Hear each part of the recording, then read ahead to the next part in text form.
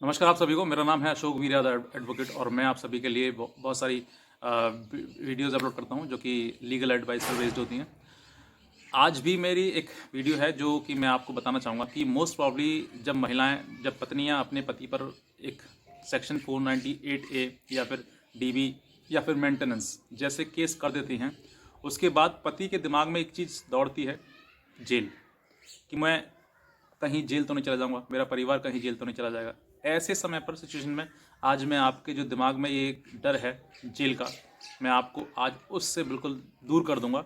और आज की वीडियो देखने के बाद आपके भी मन में किसी प्रकार का कोई सवाल या कोई डर या किसी प्रकार की चीज़ें आपके दिमाग में दौड़ रही हैं, तो आप बिल्कुल भी उन चीज़ों से परेशान होना आज के बाद छोड़ देंगे। लेकिन बस इतना निवेदन है मेरा, अगर आप इस चैनल पर नए हैं तो तुरंत नीचे लाल रंग का जो बटन है उसको तुरंत प्रेस करें।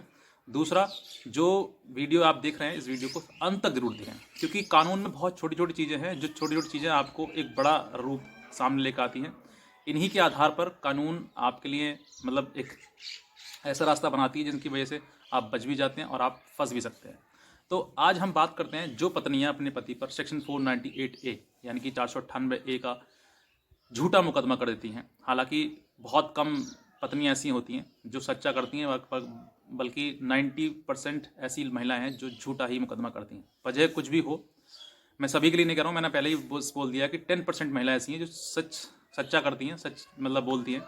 अदरवाइज 90% जो महिलाएं हैं वो झूठा अपने पति पर ही मुकदमा करती हैं। अब उसके पीछे कारण क्या हो सकता है? हैरासमेंट भी हो सकता है। पति को जो उसने पति के लिए, उस पति ने अपनी पत्नी के साथ हो सकता है मारपिटाई करी हो सकता है उसने कुछ कहा हो, उसके परिवार में कुछ कहा हो, कोई बात कुछ और हो, लेकिन वो जो बात है वो ख़त्म वहीं होती है कि मुझसे दहेज मांगा, मेरे पास मारपीट की, मुझे घर से निकाल दिया।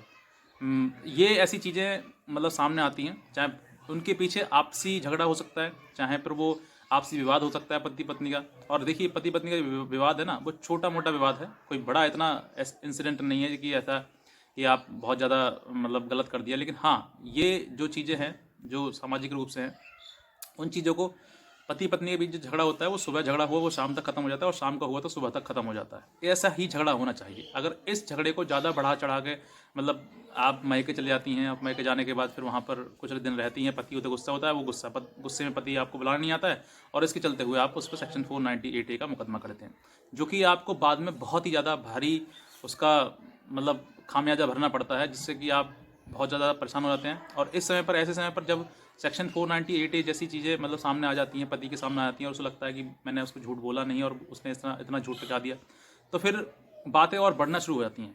जहाँ पर कि आपको ऐसा बिल्कुल नहीं करना चाहिए, थोड़ा वेट करना चाहिए, इंतज़ार करना चाहिए। आज नहीं तो कल पति आपका समय आते हुए लेके चला जाएगा, आपको उससे बात करनी चाहिए। ऐसा नहीं है कि आप भी मुँह फुला के बैठ गए घर पर और पति भी उधर फैल गया है, मतलब बैठ गया है, और उसके बाद जो है दोनों में झगड़ा जो है डिस्प्यूट है वो बढ़ता चला जा रहा है। और फिर वो एक समय ऐसा आएगा कि कानून बीच में आ जाती है, और देखिए कानून जब बीच में आती है तो फिर दोनों तरफ वकील होते हैं, पत्नी की तरफ भी वकील होते हैं और पति के भी तरफ वकील होते हैं। तो पत्नी को पत्नी की वाली बातें समझाते हैं और पति को पति वाली बातें समझाते हैं। और इन दोनों के बीच में से बातें जो समझाई जाती हैं वो ऐसी बातें होती हैं जो कि एक दूसरे को अलग करने वाली होती हैं। तो एक एक आपके दोनों के बीच में, पति पत्नी के बीच में, अगर रिश्ते के बीच में कोई कानून या कोई रिश्तेदार या कोई भी आपके व्यक्ति बीच में आ जाता है ना, तो फिर उसके बाद वो रिश्ते टूटने शुरू हो जाते हैं और बहुत बिखर जाते हैं।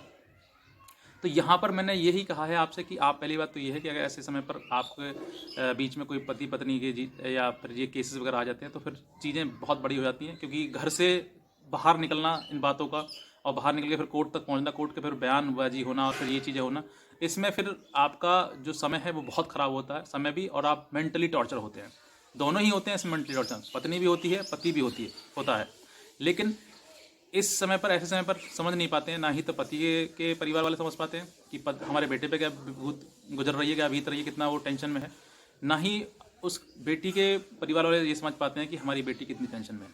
लेकिन दोनों ही टेंशन में होते हैं, और टेंशन कहीं ना कहीं ये होती है कि जो पत्नी है उन चीज़ों को सहन नहीं कर पाती है। मैं एक छोटा सा एग्जाम्पल देना चाहता हूँ कि आप अपने परिवार को छोड़कर, शादी होती है, शादी जिस परिवार में आप रहते हैं, शादी होने के बाद आप किसी दूसरे परिवार में जाते हैं, तो देखिए वहाँ का माहौल समझना आपको बहुत ज़रूरी है वहाँ, क्योंकि आप उस माहौल को आप नहीं समझ पाएंगे तो फिर आपको ऐसा लगेगा कि मुझे कोई टॉर्चर कर रहा है, मुझे कोई मेंटली प्रेशराइज कर रहा है। आप उस माहौल में मतलब उसमें फिट नहीं हो पाते हैं, जिसकी वजह से आप वो छोड़ कर मायके पहुंच जाते हैं कि वहीं पर सुख है, हमें वहीं पर ठीक है। जहाँ पर आपको थोड़ा सा दुख हुआ वहीं पर आप उस घर को छोड़ के आप अपने मायके चले जाती हैं, और जाने के बाद वहाँ पर ये सोचते हैं कि मुझे वहाँ सुख मिलेगा, लेकिन बाद में वहाँ पर भी आपको सुख नहीं मिलता है, क्योंकि वहाँ पर भी आपके मायके वाले हैं, माँ बाप भी कभी न कभी थोड़ा समय बीतता है तो वो भी गुस्से में आ गई, कहते हैं कि अगर तू इतनी अच्छी होती तो वहीं पर न रहती अपने ससुराल में, यहाँ क्यों आ गई। तो मैं मतलब सभी माँ बाप के लिए नहीं कह रहा हूँ, लेकिन कुछ समय ऐसा आता है कि वो मुंह से निकल जाती है, कही जाती हैं।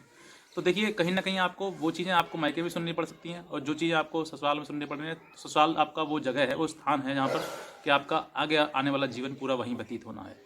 और अगर आप उस चीज़ को बीच में छोड़ के चले जाते हैं तो फिर देखिए आप माँ बाप के यहाँ माँ बाप भी इससे परेशान होते हैं कि हमारी बेटी घर पर है और हमको मतलब केस करना है, केस लड़ाना है। तो वो फिर केस के आधार पर, केस के मतलब नाम लेकर जो है वो आप वहीं पर रुके रहते हैं। आप ये सोचते हैं कि एक समय ऐसा आएगा कि मेरा पति मुझे लेकर जाएगा, और ज़्यादा लंबा जब समय हो जाता है ना, तो फिर पति भी सोचता है कि वो मुकदमा ही लड़ाएगी, वो मेरे पास नहीं आएगी।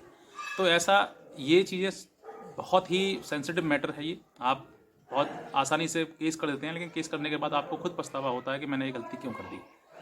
तो वो गलती करना, वो समय फिर निकल जाता है, और फिर उस समय पर आपको परेशानी बहुत ज़्यादा महसूस करनी पड़ जाती है। और एक चीज़ मैं आपको और कहना चाहता हूँ कि जैसे आप जहाँ पर भी कहीं पर भी नई नई जगह जाएंगे तो आपको थोड़ा बहुत परेशानी का तो सामना देखो करना पड़ेगा। आप ये ससुराल छोड़ो, आप कहीं अगर बाहर घूमने भी जाते हैं और नई जगह है ना, अननोन जगह, वहाँ पर भी आपको बहुत लोगों से पूछना पड़ता है, आप फिर भी गलत रास्ते पहुँच जाते हैं, फिर वापस आते हैं, फिर वहाँ से पूछते हैं कि भाई साहब ये रास्ता कहाँ गई है। तो मतलब समय खराब और दोनों को मतलब परेशानी हुई ना हुई। तो एक छोटी सी ये सलाह है मेरी आपके लिए कि ऐसे समय पर आप नए जाते हैं तो आप थोड़ा पेशेंस रखें, थोड़ा परिवार को समझने की कोशिश करें, क्योंकि आपका यहाँ शादी हुई है, वहाँ पर आपको थोड़ा रहना है, समझना है। अगर कोई आपसे गलत बोल रहा है तो उस चीज़ को भी एक कान सुनो, दूसरे कान से निकाल दो। क्या ज़रूरत है माइंड में रखने की। माइंड में रखोगे आप तो टेंशन रहेगी तो फिर वो टेंशन और ज़्यादा बढ़ेगी तो फिर आपके मुंह से निकलेगी तो फिर जो ससुराल वाले हैं वो सुन नहीं पाएंगे तो फिर वो आप और ज़्यादा आपसे फिर कहेंगे।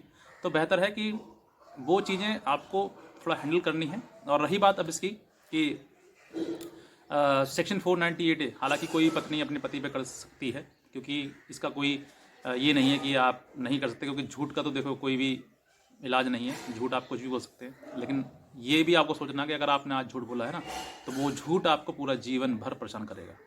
एक झूठ बोलने के बाद जो आपको कई सारे और झूठ बोलने पड़ेंगे, और उस झूठ के आधार पर आपका रिश्ता जो है वो ख़राब हो जाएगा, बिल्कुल टूट जाएगा। तो ऐसे बेहतर है कि आप शुरुआत से झूठ ना बोलें। लेकिन अब मैं आपको बताता हूँ पतियों के लिए कि पति जो है हस्बैंड के ऊपर जो है, हस्बैंड और हस्बैंड के परिवार के ऊपर पत्नी जो किसी प्रकार से झूठा मुकदमा कर देती है, सेक्शन 498 है, दहेज मांगा, मुझे मारपीट की, मुझे घर से निकाल दिया, ऐसी कई चीज़ें हैं जो उसमें पत्नी अपने लिखवा देती है। बहुत सारी महिलाएं ऐसी होती हैं कि जो 354A मतलब छेड़छाड़ का अपने ससुर या जेठ पर लगा देती हैं। 376 यानी कि बलात्कार, जो कि अपने पति पर या पति के परिवार वालों पर, जेठ पर, नंदोई पर वगैरह पर लगा दी जाती हैं। साथ ही साथ में 377 यानी कि अप्राकृतिक यौन संबंध जो है अननेचुरल चीज़ें होती हैं, वो उनको लगा दिया जाता है। और इसके आधार पर जो है पर वो रिश्ता जो है वो किसी प्रकार से चल नहीं पाता है, क्योंकि समझ में आता है ससुराल वालों के भी कि जो महिला आज इतना संगीन अपराध हम पर लगा सकती है, तो आगे आने वाले टाइम पर हमारा क्या हुआ। हालांकि महिलाओं के पक्ष में आज के समय में कानून ज़्यादा है, लेकिन ऐसा नहीं है कि पति को भी बचाव नहीं है, बचाव भी बहुत है। जितना महिलाओं के लिए कानून है तो पति के लिए उतना ज़्यादा बचाव है। समझ आता है कि झूठे केस में जो है वो उसका अस्तित्व नहीं होता, वो आज ना तो कल उसको ख़त्म होना ही है, गिरना ही है उसको।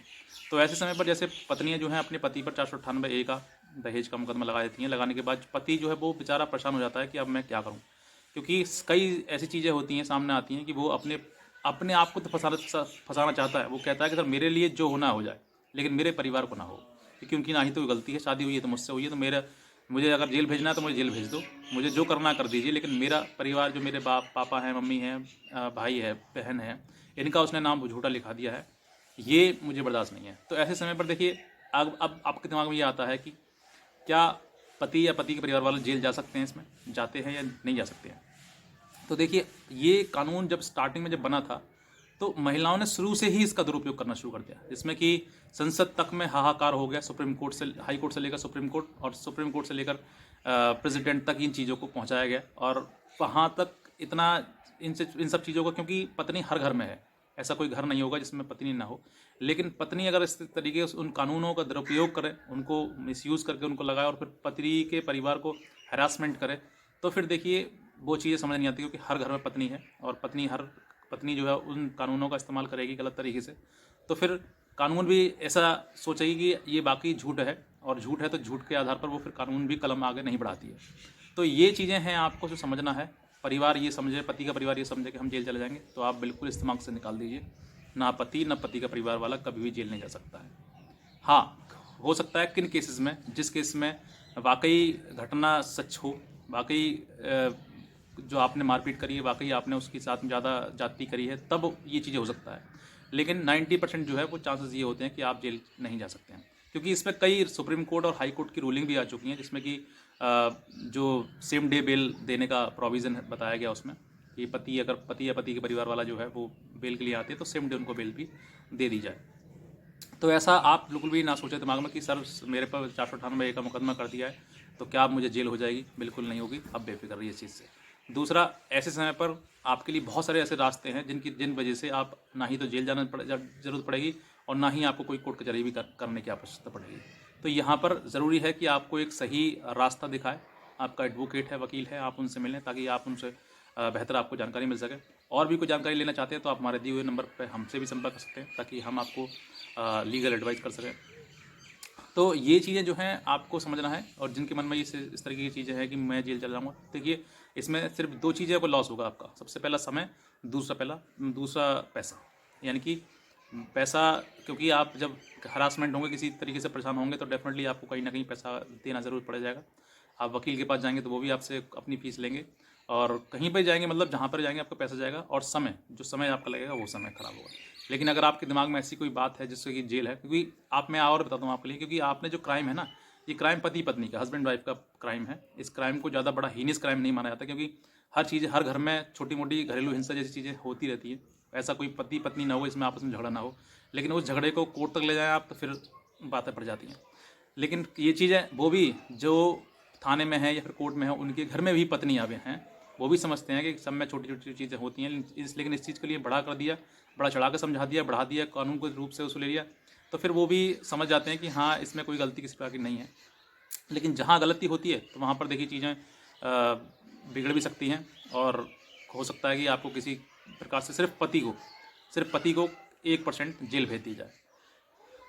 पति के परिवार वालों को कोई मतलब नहीं है इसमें, पति के परिवार वाले कोई मतलब नहीं है इसमें, जिसमें कि आप मुकदमा होने के बाद आप सोचें कि पति के परिवार वाले जेल चले जाएंगे। नहीं, 1% हो सकता है कि पति किसी प्रकार से, अगर हो सकता है कि उसके साथ ज़्यादा मारपीट करी हो, ज़्यादा आपने गुस्से में कुछ मार दिया हो, इससे खुल गई हो चोट वगैरह, तो फिर आपको हो सकता है कि 1% आप जेल जा सकें।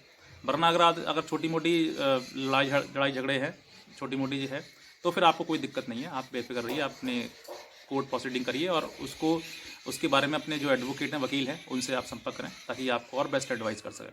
तो आई होप कि आप इस चीज़ को समझ गए होंगे कि जिन लोगों के मन में दिमाग में ये रहता है कि मैं जेल तो नहीं चला जाऊँगा, तो आप जेल का बिल्कुल भूल जाइए। और किसी प्रकार की आपको बस ये है कि उस समय पर आपको स्ट्रांग बनना है, अपने आप को काबू करना है, और अपने परिवार के साथ में मिलकर एक निर्णय लेना, डिसीजन लेना है, जो भी आपको लड़ना है, जो भी आपको डिसीजन लेना है। तो बस मैं इतने कहना चाहूँगा। बाकी अगर आप इस चैनल पर नए हैं तो तुरंत सब्सक्राइब भी कर दें जाते जाते, और दूसरे लोगों को भी ये वीडियो शेयर कर दें ताकि दूसरे लोग भी इस चीज़ से जागरूक हो सकें, और उस परेशानी से भी, जो परेशानी उनके दिमाग में है, टेंशन है, क्योंकि इसके बाद जो है वो मेंटली टॉर्चर जो होता है, मेंटली जो इनको परेशानी होती है, उसका कोई अंदाज़ा नहीं लगा सकते आप कितना होता है। तो बस मैं इतना कहना चाहूँगा। बाकी आज की वीडियो में आप सभी बहुत बहुत धन्यवाद।